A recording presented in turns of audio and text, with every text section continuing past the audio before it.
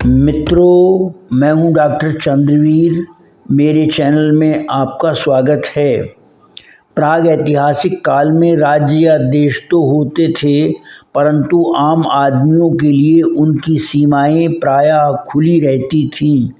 यानी आधुनिक काल की तरह कोई वीज़ा पासपोर्ट की आवश्यकता नहीं होती थी। सीमाओं पर स्थित सैनिक चौकियों का उद्देश्य था पड़ोसी राज्यों की सैन्य गतिविधियों पर नज़र रखना और हमले की आशंका की खबर राजा तक पहुंचाना आदि। शांति काल में आम नागरिकों की आवाजाही जारी रहती थी। किसी भी प्रकार के पारगमन को नहीं रोका जाता था। इसलिए लोग बाग अपने कुल परिवारों के साथ मवेशियों को हाँकते हुए एक देश से दूसरे देश में आते जाते रहते थे। प्राग ऐतिहासिक काल में आर्य के परिचायक जाट अपनी मध्य एशियाई पितृभूमि से चारों तरफ फैले। उनके जत्थे जब भारत और ईरान आए, तभी उनका प्रव्रजन अरब प्रायद्वीप में हुआ। संभवतः किन्हीं अज्ञात कारणों से वे अरब की जातियों में विलीन हो गए, क्योंकि वहाँ हम उन्हीं जाटों को पाते हैं जो वृत्तर ईरान, बलोचिस्तान, अफ़गानिस्तान और सिंध आदि में निवास करते रहे थे। लिसानुल अरब जिल्द 7 के पृष्ठ 308 पर लिखा भी गया है कि अरब के जुत सिंध और बलूचिस्तान के जट हैं। कौल ये है कि जुत हिंदी लफ्ज़ जट का मुअरब यानी अरबी रूप है। जुत का वाहिद यानी एक वचन जुत्ती है। तक़वी गुल बुल्दान के पृष्ठ 335 पर अबुल फ़िदा फरमाते हैं कि सिंधियों की तरह बलूचियों को हमारे ज़माने में जट कहा जाता है। ये एक गिरोह या समुदाय है जिसकी ज़ुबान बहुत कुछ हिंदुस्तानी ज़बान के करीब है। लिसानुल अरब जिल्द 7 पृष्ठ 308 पर एक शेर लिखा गया है, जिसका अनुवाद ये है कि हम वाइल के दोनों कबीले और उनके दोस्तों को लेकर आए तथा बनु तमीम अपने जाटों और असाविरा को साथ लेकर आए। इससे विदित होता है कि जाट अरबों के किसी न किसी कबीले से जुड़कर उनका साथ निभाते थे। फुतूल बुल्दान के पृष्ठ 367 पर लिखा गया है कि जुत्तों यानी जाटों की ये रविश या पद्धति इस्लाम आने के बाद भी कायम रही और जुत अपनी पसंद के किसी न किसी कबीले में हलीफ यानी साथी बनकर उनके साथ रहते थे और उनके साथ मिलकर किसी न किसी इस्लामी लड़ाई में शरीक होते थे। चुनांचे 14 हिजरी यानी 636 ईस्वी के बाद बसरा के जुत या जाट और सियाब्जा यानी सियाह रंग के लोग बनु हंजुला के साथ रहते थे और मुशरिकों यानी मूर्ति पूजकों से जिहाद करने के लिए भी उनके साथ निकलते थे।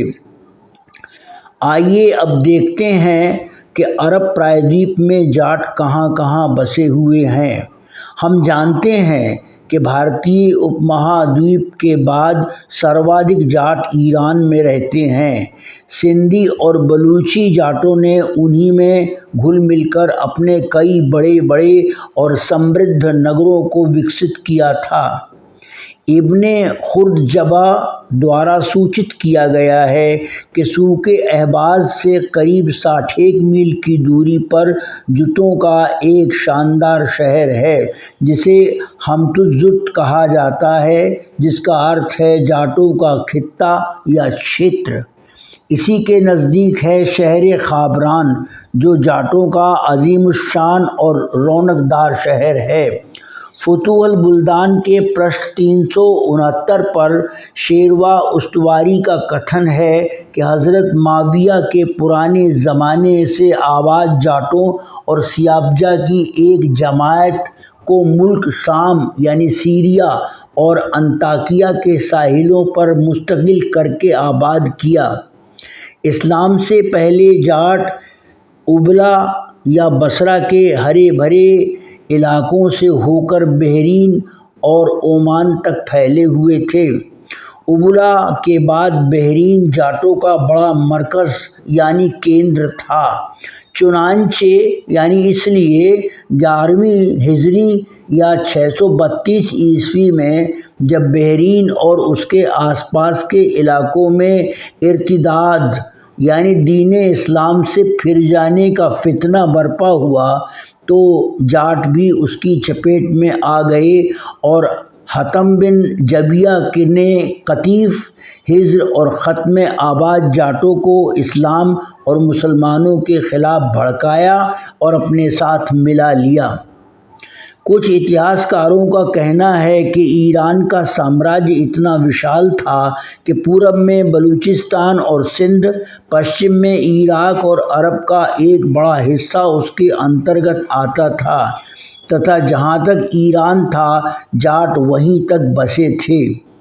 یمن اور اس کے آس پاس کے علاقوں میں پہلے ہی سے جاٹوں کی بڑی آبادی تھی اور ان کو قوت و دبدبہ حاصل تھا۔ نبوت کے دور میں پیغمبر محمد صاحب کے سمے میں مکہ مکرمہ میں جاٹوں کے رہنے کی ایک اور سند حدیث میں ملتی ہے، جس سے معلوم ہوتا ہے کہ مکہ والے جاٹوں کو اچھی طرح جانتے تھے۔ مکہ مکرمہ کے بعد حجاز کا دوسرا مرکزی شہر مدینہ منورہ ہے، جہاں بحرین، عمان، عراق اور شام وغیرہ سے ہر قسم کا تجارتی کاروبار ہوتا تھا۔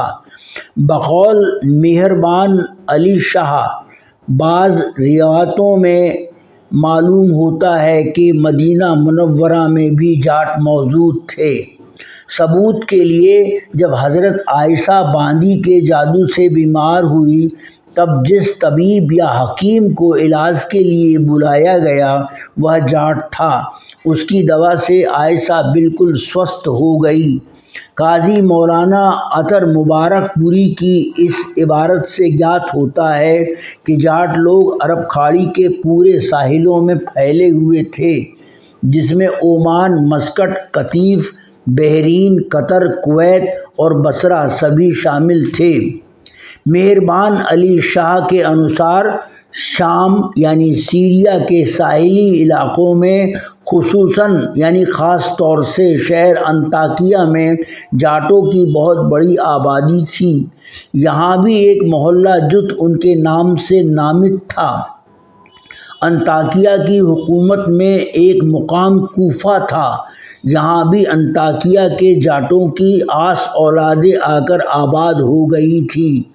فتوح البلدان کے پرشٹھ 166 پر بلاذری نے لکھا ہے، عراق کے قشقر میں جاٹوں کی بہت بڑی تعداد ہو گئی تھی، جس نے بعد میں بڑی تباہی مچائی کہ ان کے خلاف بادشاہ کو سخت تادیبی انوشاسناتمک کارروائی کرنی پڑی۔ کوفہ کے مقام پر جاٹوں کی کثرت ادھکتا تھی۔ تفسیر طبری جلد 26 کے پرشٹھ 32 پر الکھت ہے کہ حضرت عمر رضی اللہ عنہ نے حضرت عبداللہ بن مسعود کو دینی و فقہی دینی مسائل کی تعلیم دینے کے لیے کوفہ روانہ کیا۔ وہ جب کوفہ پہنچے تو انہوں نے کھچڑی بالوں والے جاٹوں کو دیکھا تو گھبرا گئے۔